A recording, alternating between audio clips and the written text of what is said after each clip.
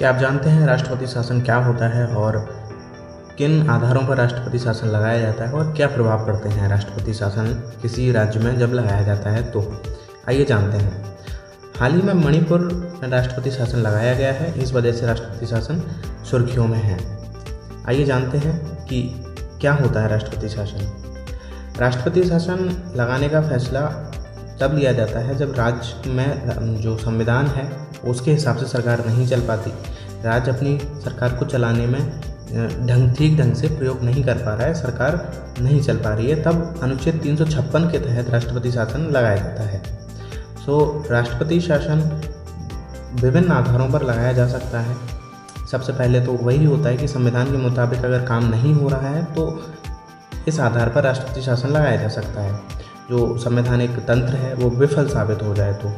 दूसरा है कि अगर राज्य सरकार अल्पमत में आ जाती है और जो सत्ताधारी पार्टी है उसके पास बहुमत नहीं रहता है तो वहाँ राष्ट्रपति शासन लगाया जा सकता है। और वहीं तीसरा पॉइंट है कि राज्यपाल जब अपनी रिपोर्ट राष्ट्रपति को दे और उसमें यह संकेत कर दे कि जो शासन है राज्य का वह ठीक ढंग से नहीं चल सकता, तो उस रिपोर्ट के आधार पर केंद्र सरकार राष्ट्रपति को कह सकती है उस राज्य में राष्ट्रपति शासन लगाने के लिए। जबकि और ऐसे अन्य कई उदाहरण हैं जो कि दिखाते हैं कि राष्ट्रपति शासन कब कब देश में लगाया गया है।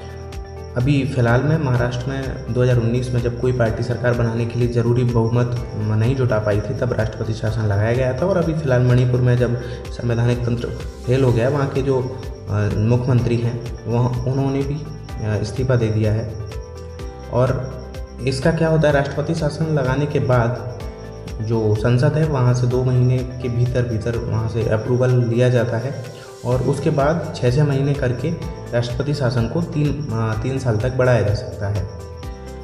ठीक है। और वहीं जैसे कई सारी प्राकृतिक आपदाएं या बाढ़, भूकंप के कारण अगर सरकार काम नहीं कर पा रही होती है, वहाँ विद्रोह या उग्रवाद जैसी स्थिति पैदा हो जाती है तो राष्ट्रपति शासन की सिफारिश की जाती है।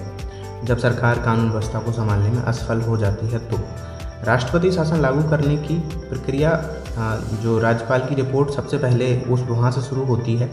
उसके बाद राष्ट्रपति शासन का आदेश जारी करते हैं और जो कि अनुच्छेद 356 के तहत लगाया जाता है। और इस मामले में राज्य सरकार बर्खास्त हो जाती है, राज्य की सत्ता केंद्र सरकार के अधीन आ जाती है। संसद की मंजूरी जरूरी राष्ट्रपति शासन लागू होने के बाद इस फैसले को 2 महीने के भीतर संसद यानी लोकसभा, राज्यसभा में मंजूरी लेनी पड़ती है। विधानसभा या तो निलंबित हो जाती है या फिर पूरी तरह से भंग कर दी जाती है। केंद्र सरकार जो राज्य का सीधा कंट्रोल अपने हाथ में ले लेती है। वहीं जो 7वां कानून, मतलब एक तरीके से कह सकते हैं कि बड़ा एक्शन ये होता है कि राष्ट्रपति शासन के दौरान जो सेना होती है, जो केंद्रीय सुरक्षा बल होते हैं, उन्हें पूरी छूट मिल सकती है, वो सख्त एक्शन ले सकते हैं और वहाँ का जो प्रशासन है उस पर उनका सीधा कंट्रोल हो जाता है।